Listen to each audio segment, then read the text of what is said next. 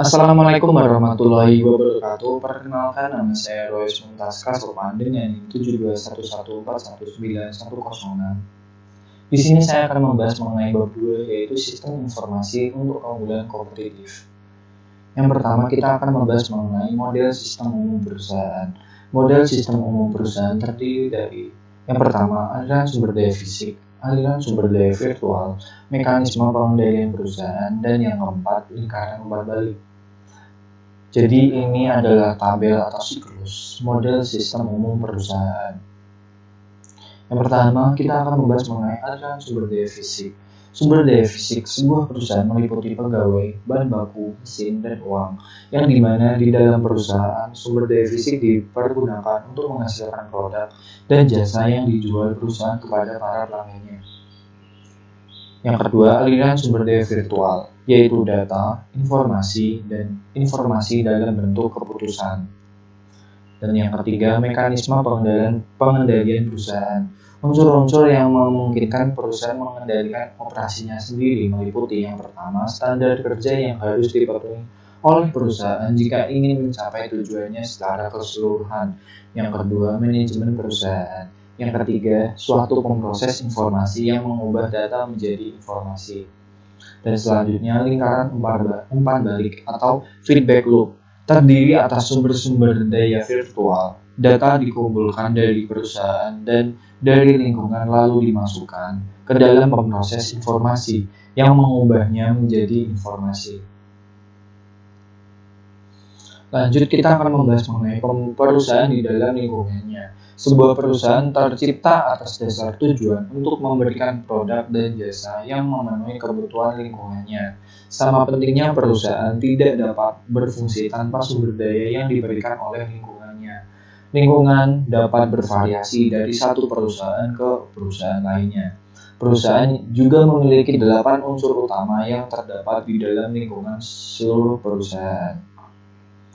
Jadi 8 unsur lingkungan yaitu pemasok, komunitas keuangan, pemerintah, komunitas global, pelanggan, pesaing, pemegang saham atau pemilik, dan serikat pekerja. Lalu kita akan membahas mengenai aliran sumber daya lingkungan.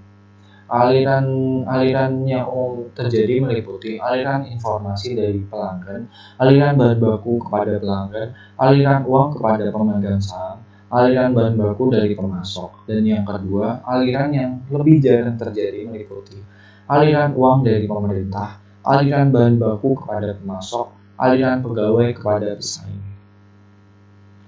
Lalu selanjutnya, manajemen rantai pasokan atau supply chain management. Jalur yang memfasilitasi aliran sumber daya fisik dari pemasok kepada perusahaan dan selanjutnya kepada pelanggan. Aliran sumber daya melalui rantai pasokan harus dikelola untuk memastikan bahwa aliran tersebut terjadi dengan cara yang tepat, waktu, dan efisien. Lalu manajemen rantai pasokan terdiri atas aktivitas berikut ini. Yang pertama, meramalkan permintaan pelanggan. Selanjutnya, membuat jadwal produksi, menyiapkan jaringan transportasi, memesan persediaan pengganti para pemasok, mengelola persediaan, melakukan produksi, melakukan transportasi sumber daya kepada pelanggan, melacak aliran sumber daya dari pemasok di dalam perusahaan dan kepada pelanggan. Lalu, sistem elektronik. Sering dengan mengalirnya sumber daya melalui rantai pasokan, maka mereka akan dapat dilacak secara elektronis. Langkah demi langkah, seiring dengan bergeraknya sumber daya melalui rantai pasokan, setiap tindakan akan dicatat dalam terminal komputer. Lalu kita akan membahas mengenai keunggulan kompetitif. Perusahaan akan berusaha untuk mendapatkan keunggulan di atas para pesaingnya. Mereka dapat mencapai keunggulan ini dengan memberikan produk dan jasa pada harga yang lebih rendah, memberikan produk dan jasa dengan kualitas yang lebih tinggi, dan memenuhi kebutuhan-kebutuhan khusus dari segmen-segmen pasar tertentu. Lalu, rantai nilai Porter. Sebuah perusahaan meraih keunggulan kompetitif dengan menciptakan rantai nilai atau value chain yang terdiri atas aktivitas-aktivitas utama dan pendukung yang memberikan kontribusi kepada margin. Margin sendiri adalah nilai dari produk dan jasa perusahaan setelah dikurangi harga pokoknya seperti yang diterima oleh perusahaan. Lanjut, ini ada apa? Ada contoh rantai nilai Porter. Lanjut, dimensi keunggulan kompetitif. Keunggulan kompetitif dapat direalisasikan dalam menggunakan keunggulan strategis, taktis, maupun operasional. Yang pertama, tingkat manajerial tinggi atau keunggulan strategis digunakan untuk mengubah arah sebuah perusahaan dalam mendapatkan keunggulan. Yang kedua, tingkat manajerial menengah atau keunggulan taktis memberikan spesifikasi mengenai rencana strategis yang akan diimplementasikan. Dan yang ketiga, tingkat manajerial lebih rendah atau keunggulan operasional mengumpulkan data dan menginformasi menggunakan teknologi informasi sehingga mencapai keunggulan operasional. Lanjut, kita akan membahas mengenai tantangan dari pesaing global.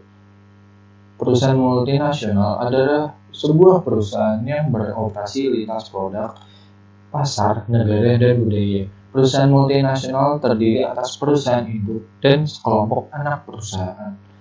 Yang pesaing global yaitu organisasi-organisasi lain, kalangan profesional, dan staf yang bekerja di negara lain.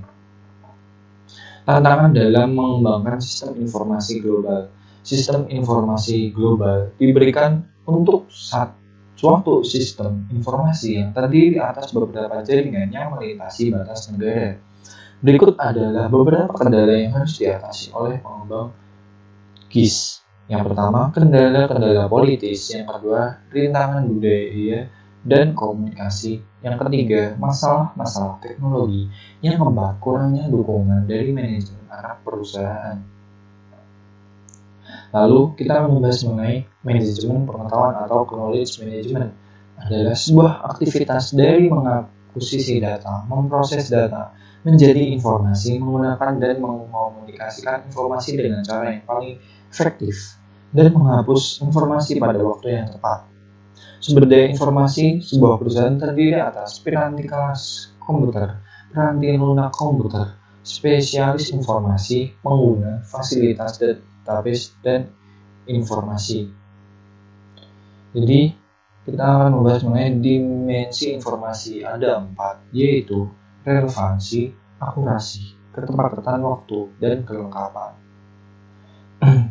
Lalu, kita akan membahas mengenai sistem informasi warisan atau legacy system, yaitu sistem informasi awal serta piranti lunak dan keras yang tidak sesuai dengan atau hanya sesuai secara parsial dengan teknologi informasi terkini.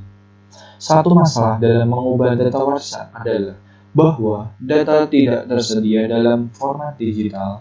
Beberapa data warisan dapat hanya tersedia dalam bentuk cetakan kertas dan masih tetap dapat diambil sebagai gambar. Lalu manajemen gambar. Foto-foto digital dari cetakan dapat disimpan sebagai file-file komputer yang dapat dijadikan referensi oleh sistem informasi perusahaan saat ini. Terdapat piranti lunak komputer khusus yang akan menerjemahkan gambar teks, data, dan numerik menjadi sebuah file pengolah data. Ini adalah format-format umum manajemen gambar.